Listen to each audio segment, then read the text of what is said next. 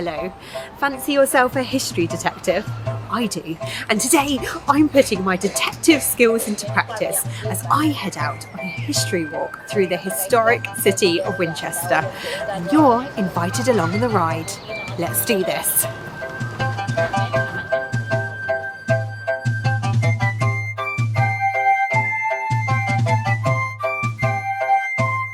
If you like this video, please hit the thumbs up and subscribe to my channel.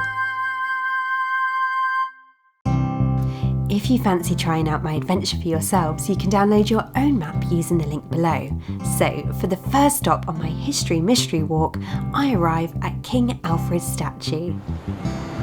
Deep in the Anglo-Saxon times. Now, to help me to understand just how long ago that was, I've made a special pocket watch with all the time periods listed around the outside. So the Anglo-Saxon times were around 1,000 years ago, so that's all the way back here on my pocket watch. Wow, the statue of King Alfred looks very impressive. He's huge, and the way he's holding his sword makes him look really strong and powerful. So, who was King Alfred? King Alfred was the only English king ever to be given the title Great, even though he was never in fact king of the whole of England. You see, during the time of the Anglo-Saxons, before the Vikings invaded, England was divided into 5 main regions. Northumbria, Mercia, Wessex, East Anglia, and Kent. Now, each region had its own king, and Alfred became King of Wessex when he was just 22 years old. Wessex covered most of the south of England. Its capital, Winchester. And this is where King Alfred spent most of his time. Now, Alfred is most famous for saving England from being conquered by the Vikings, which will explain why he looks so mighty and powerful here. I head up the high street before turning left across the green towards Winchester's impressive Norman Cathedral, which dates back 1,000 years. Here, I'll be meeting the cathedral's learning officer, Aisha. Hi Aisha, thank you so much for meeting me today. So tell me, who are you dressed as? I am dressed as Queen Emma. She was a Norman princess, which is part of France now, Normandy, and she came across 85 years after the time of King Alfred the Great to marry the Anglo-Saxon king at the time, who was King Athelred. She was 17 and he was 33, which is quite normal in those days, and they were buried here at Winchester. Can you talk me through what you're wearing? Yes, certainly. So I am wearing the typical dress of a rich and powerful lady, and you can tell that because my outer dress is made of linen instead of wool.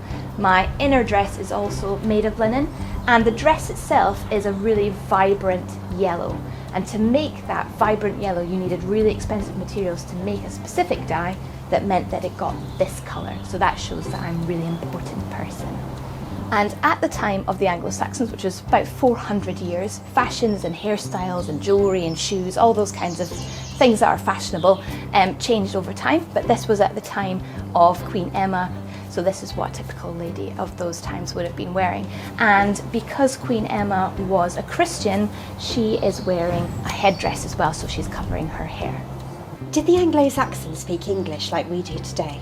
Sort of. So they spoke a language called Old English, which sounds a bit more German, but it's still recognisable to us today. Would you like me to teach you a couple of phrases? Oh, yeah, go on then. Thank you. Okay, so see if you can guess this one. Ready? Okay. I oft go home to see my mother. Oh, I often go home to see my mother. Yes. See, it's quite recognisable, Yeah. isn't it? Okay. I live in this house with my brother. I live in this hut with my brother. Yes. I'm enjoying this. Last one. Okay. She is my wife and I love her with all my heart. Oh, she's my wife and I love her with all my heart. Fantastic, well Yay. done. I'm so glad it changed from whiff to wife. Yes, so am I.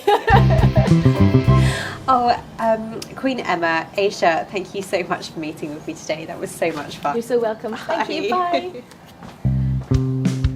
One of the reasons why we know so much about how people lived in the past is down to archaeologists. Next, I head across the green to Winchester City Museum to learn more.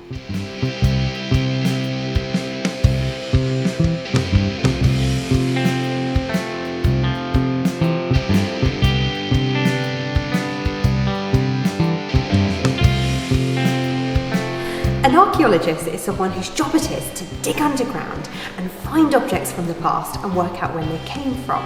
Now, this here is an Anglo-Saxon plate. Now, archaeologists found this plate in lots of pieces, and it was the job of a conservator, that's someone responsible for looking after old objects, to piece it back together again.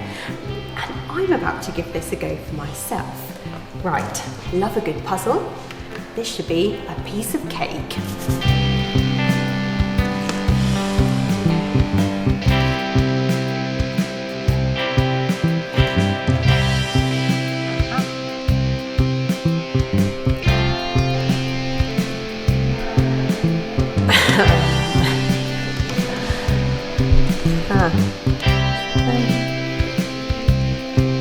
Ah, yes, finally did it! That was easy. You can edit that down, right? But that's not all Winchester City Museum has to offer. I try on some medieval costumes, check out the Romans,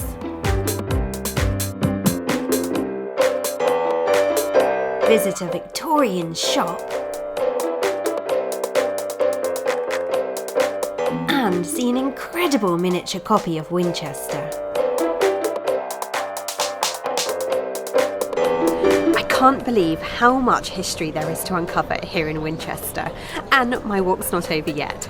I'm off now to Winchester's Great Hall to uncover a very popular legend, that of King Arthur and the Knights of the Round Table. Come on, let's go. I head back to the high street, walking uphill, past the West Gate and left towards the Great Hall. So now we move forward in time to the medieval period, which is here on our pocket watch, the 13th century. During this time, Winchester Castle stood on this site, and the Great Hall was part of the castle. Today, the castle no longer exists, but the Great Hall still remains. Let's go check it out.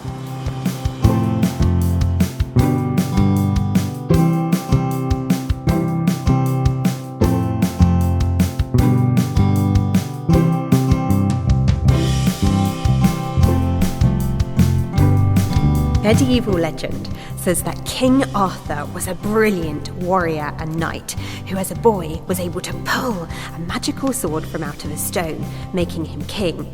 He held court at a legendary place called Camelot, where he sat with his knights around a big round table. But this is just a legend, which means that no one can really say whether any of this is actually true, or just a brilliant story. So this over here is the big round table I have been so excited to see. It's around 800 years old, and it's believed that King Edward I loved the story of King Arthur so much that he had this made to celebrate the betrothal, meaning engagement to be married, of one of his daughters. The figure at the top there is that of King Arthur, and the names around the outside are each of his knights.